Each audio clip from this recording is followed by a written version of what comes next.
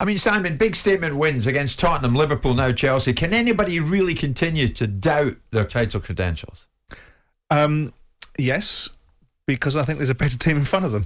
So with that in mind, I think they're contenders, but I don't think they're winners. Well, no one's in front of them. They're top of the shop. In terms of Man City will be in front of them in the longer term. I think Man City, not right now, obviously, but I think Man City, in terms of a team, are in front of them. They're a better team. Would you have expected Man City to be in top going into Qatar?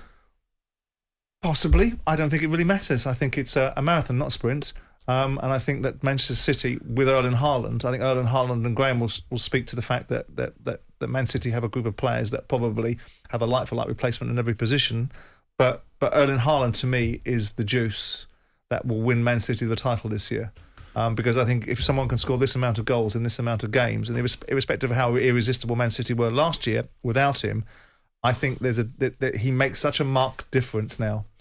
And I think Arsenal, if Arsenal can continue upon this momentum, and there's no reason to suggest they can't, because Arteta's gone through his difficult period. He's now in the groove. He knows what he's got in his hands. It's his group of players. He's weeded out the ones that he doesn't want. He's got rid of the people that he felt might be divisive, disruptive, and not following the message. He's got a group of players that he's imparted a message to, and they are following it. And of course, they're winning games, which makes it even more easier for a manager to impart wisdom to these players.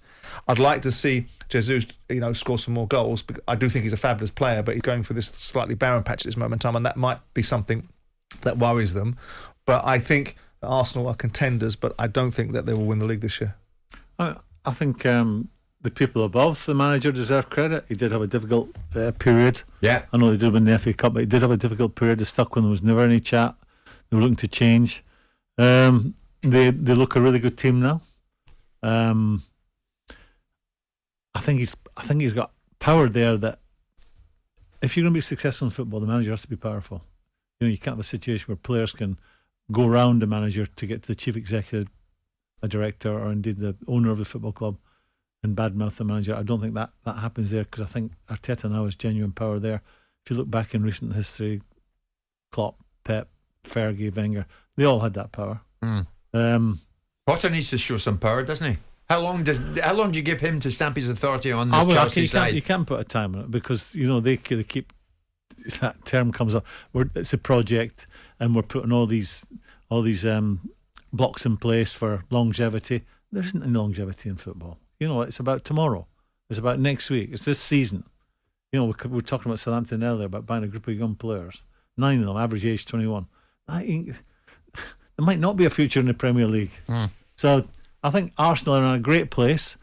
What Simon alluded to, I believe that Man City have the strongest group of players I've ever witnessed in my time in football. Normally when you're making a substitution, you're taking off a main man and replacing him with someone who's less talented.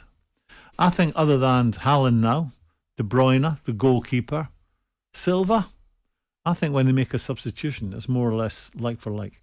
That's how I can never remember a group of players being as strong as City are. And any time you played or managed? Never. But how much have they spent?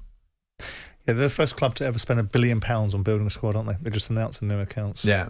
So they should be the best. Yeah.